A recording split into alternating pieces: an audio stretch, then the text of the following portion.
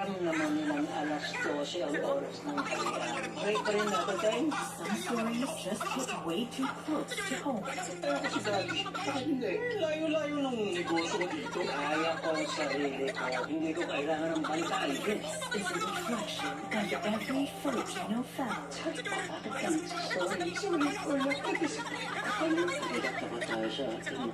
In one way or another, Family Matters. Tuesday, 9 a.m. on Sigma G. Sino nagsabing gusto ko maging guardian? Sino ka ba, Jack Frost? Ano ang center? Center ko.